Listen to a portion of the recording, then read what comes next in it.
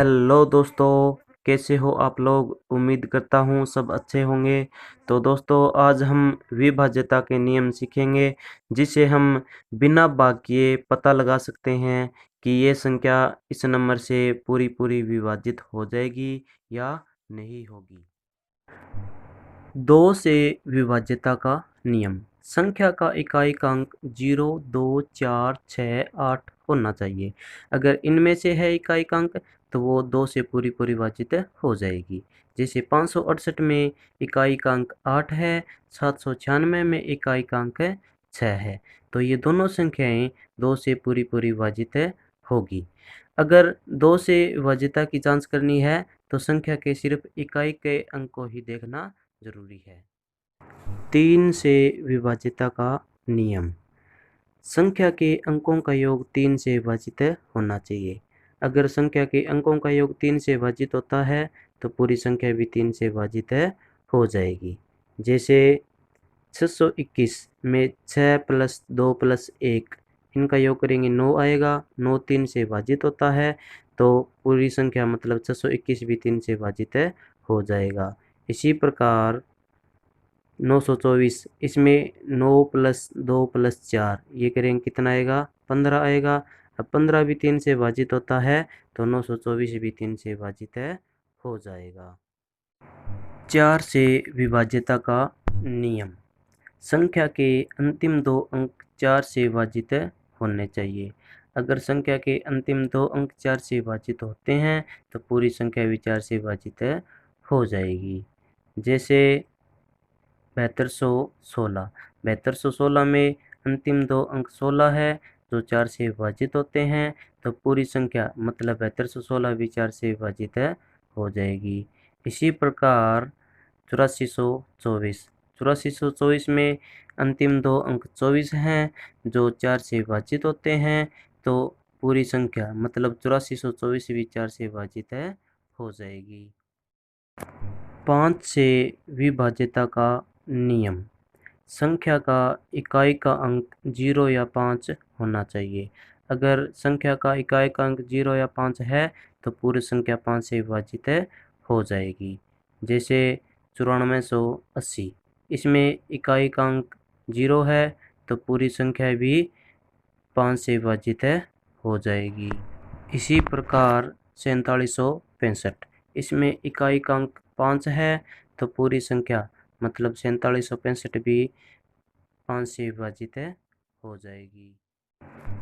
6 से विभाज्यता का नियम। 2 और 3 के विभाज्यता के नियम मतलब जो संख्या 2 और 3 दोनों से विभाजित हो जाएगी वो 6 से भी विभाजित हो जाएगी। जैसे 534 534 में इकाई का अंक कितना है 4 है तो इसका मतलब ये 2 से विभाजित हो जाएगी। इसी प्रकार 5 प्लस 3 प्लस 4 बराबर 12। अब 12 3 से विभाजित होता है इसका मतलब 534 भी 3 से विभाजित हो जाएगा। अब देखो 534 2 से विभाजित हो रहा है, 534 3 से भी विभाजित हो रहा है, इसका मतलब 534 6 से भी विभाजित हो जाएगा। 8 से विभाज्यता का नियम। संख्या के अंतिम 3 अंक 8 से विभाजित होने चाहिए। अगर संख्या के अंतिम 3 अंक 8 से विभाजित होते हैं तो पूरी संख्या भी 8 से विभाजित हो जाएगी। जैसे 7648 इसमें अंतिम 3 अंक 648 हैं जो 8 से पूरे 81 पे विभाजित हो रहे हैं। इसका मतलब पूरी संख्या 7648 भी 8 से पूरी विभाजित हो जाएगी।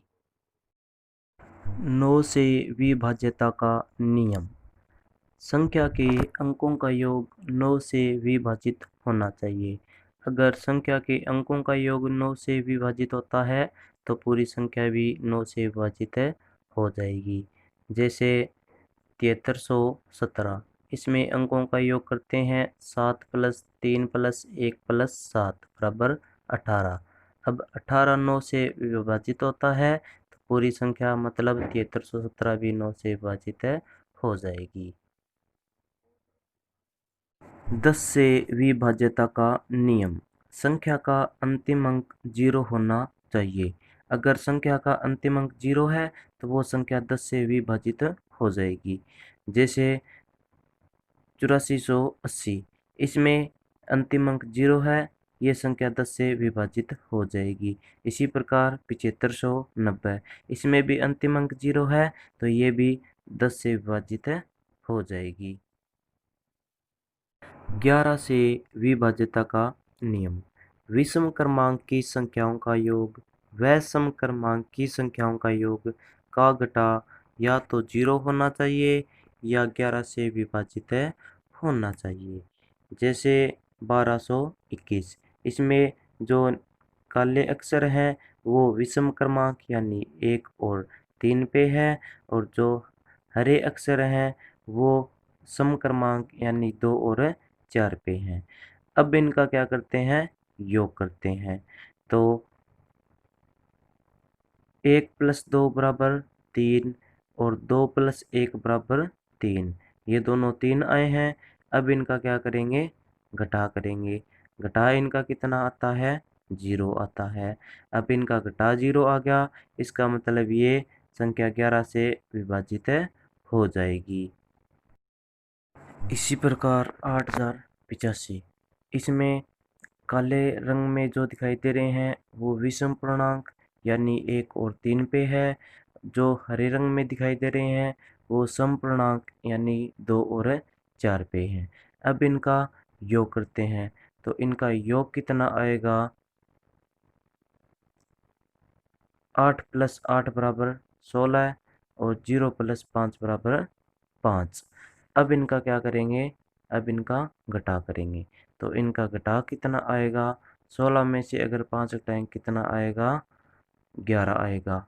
अब 11 11 से विभाजित होता है, इसका मतलब ये पूरी संख्या है 8085, ये भी 11 से विभाजित हो जाएगी।